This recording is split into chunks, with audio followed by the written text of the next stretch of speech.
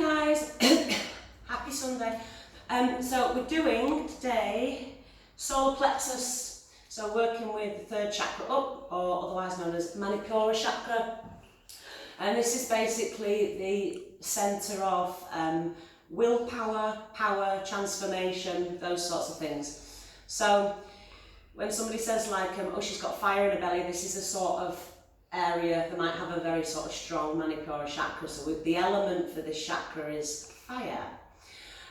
So you can imagine that the Kundalini postures, if they're not hard enough with all the other chakras, then I personally find this the most challenging chakra to work with, because it's a little bit more gym style exercises, so a lot of work through the abdominal and holding really uncomfortable, horrible poses for a while. So that's basically what we're doing. I'll give you three postures for this chakra. You can do one of them, you can do all three, or again you can bring them into all of the videos. So we'll start with, we'll start with these squats. So basically you're squatting down for a certain amount of breath. I think I've done a video on this before actually, but well, the only one video I've ever done before is that. So basically, it's as if you're coming into a normal squat. So your feet are about hip width apart. Arms come out in front of you so that the arms are parallel to the earth. And you're basically squatting back, so you're sitting into a chair, but you're squatting down with the exhale of 12 counts. So you take a deep inhale up here, and you're coming down for 12. So it's like this.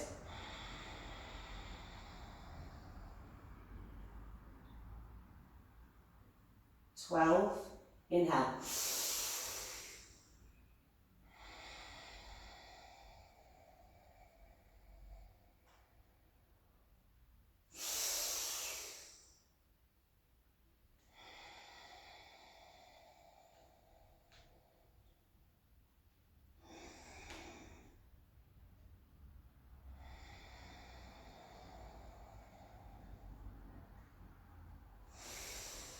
So you inhale as you come up, it can be quite a short, sharp inhale, and as you're coming down, you're breathing out 12 counts, so you're squatting for quite a long time. So up, and 1, 2, 3, 4, 5, 6, 7, 8, 9, 10, 11, 12, but quite slow, okay? You might have to build up to that breath, that length of breath. You can do it for, I don't know, 5 or whatever you feel that you can do to start with. But yeah, the whole point is you're coming up quite fast, and you're coming down as slow as you can, and to as far down to the floor as you can. So obviously you've got to have a little bit of ankle flexibility. It doesn't matter where you come to, just eventually you're just building that up, and you'll start to also build that space in the Achilles tendon and the calves. So that's the first one. Again, 2 minutes, good one to do for 2 minutes, and then you can build it up to 14 minutes or even like 24 minutes. You can do it as long as you like. It gets challenging for 2 minutes, and I want you to come as slow as you possibly can, and that's starting to build that fire.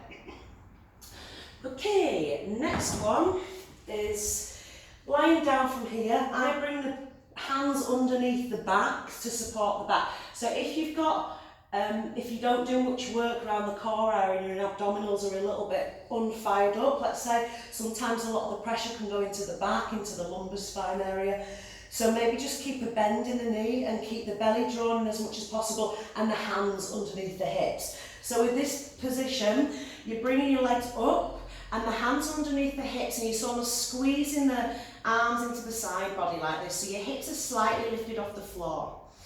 And if you feel you want to start a little bit softer, you can just do a tap of the foot like that. So tapping one foot down and the next, and one and the next. Eventually the final pose is like this, and you're actually moving the legs quite fast. And it's inhale, exhale, inhale, exhale, inhale, exhale, inhale, exhale.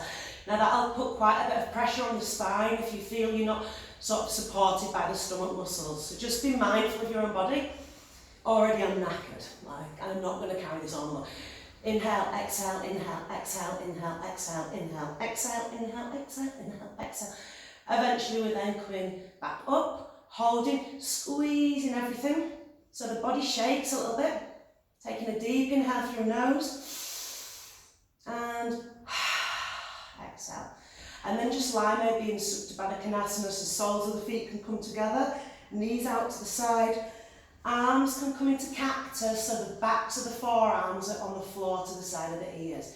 And you're just breathing into the heart space.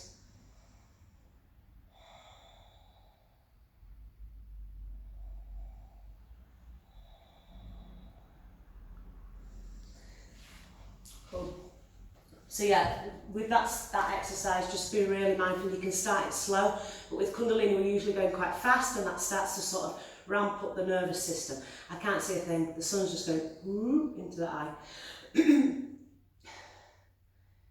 I'm knackered just from 2 seconds of doing that. Okay, next one, it's a bit weird, but you've got to sort of leave your ego out the door with Kundalini, because otherwise you'll end up never doing it, because it's a bit unusual at times.